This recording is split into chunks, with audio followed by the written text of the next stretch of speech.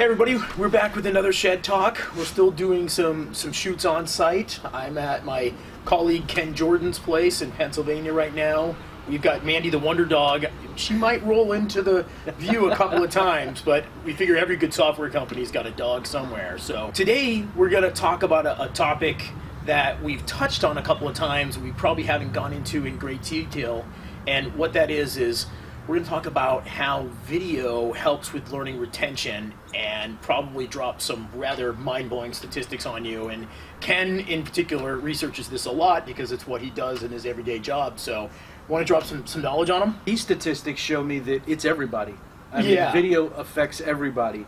So, the first one I'll go over is, according to Forrester Research, overall employees are 75% more likely to watch a video than to read documents, emails, or web articles, and a single minute of video is worth about 1.8 million words. So we've all heard that, a picture is worth 1,000 words. Well, a minute of video is worth 1.8 million words. So how much more effective can you be using 1.8 million words? According to Zbyszko, 90% of information transmitted to the brain is visual. And visuals are processed 60,000 times faster in the brain than text. So I'll let that one sink in for a second. Yeah, 60,000 times faster than text. So what someone's seeing, their brain's processing it 60,000 times faster than if they were reading the same information. That's why kids watch so many videos. That's how you can watch a YouTube video, turn around and go do the procedure. And then after 3 days, we tend to remember about 10% of the information we see in Word format. That number jumps to 65% when the same information is viewed using video and audio. So that's another thing that you can consider adding. Also, if you have any PowerPoint presentations that you may be using for training that you may be converted to MP4s or something, might be a good idea to add some audio to that also.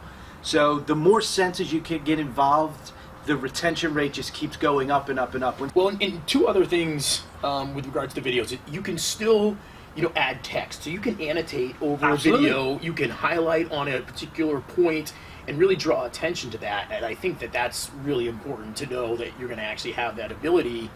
And then the other thing is so much in video that you just can't write down in text, because even when for me, I watched a video on how to install the bike rack on my car before I took a trip.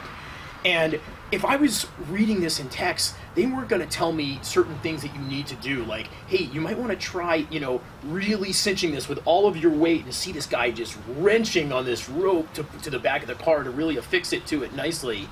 And when I saw that, it actually saved me so much time, because I pulled out the box that the bike rack came in. I read the instructions and I said, I didn't get all that. So I read them again. And I knew if I was going to follow text instructions, it was probably going to take me about an hour to put this on, because I was going to do a step and have to go back and read and verify that I did that step correctly before I go to the next step. And anybody who's put together a piece of furniture knows, if you screw up one of those earlier steps and you've got to unscrew all those screws at the end, it's going to be a nightmare. So watching this video, I learned all of the tips and tricks that this person told me about making sure it's on correctly. And I kid you not, I unboxed it, watched that video, and 5 minutes later, I went out to my car, and just from watching the video one time, I installed that thing onto my car, and I put my bike on it, and I actually felt confident at the end, because there were so many things that he showed me along the way to make sure that I did in order to be certain my bike doesn't fall off when I'm driving 65 miles per hour down the highway. And it just made it a super simple process. So when you talked about those statistics, it really resonated with me just on these types of things, that if you've never done it before, it's a million times easier if you watch a video and see how it's done and why it's done that way. If you were reading it, you would have had to go to step 1, read it. Okay, I'm going to go to step 2, I'm going to read it. Go to step 3, I'm going to read it. Whereas you can watch a 5-minute video and then walk outside and actually do it. So what does that mean? That means you retained the information. To me, it always comes back to consistency. And what I mean by that is, when we have instructors teaching or somebody's teaching out of a manual, they're teaching their interpretation of what they read in a manual or what was taught to them at one point. It's not always the right way every single time. It's the things that that person or that trainer happen to remember and highlight.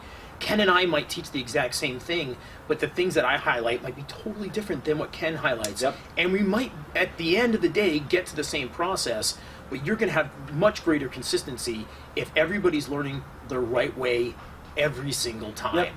This Everyone's learning one way. They learn one way, and you know we do a lot of work with a ton of franchises, and your brand identity is absolutely everything to your business. Franchises in particular, if you can get your training processes documented on video, you know that every single store location is going to be operating the exact same way and doing things correctly every time.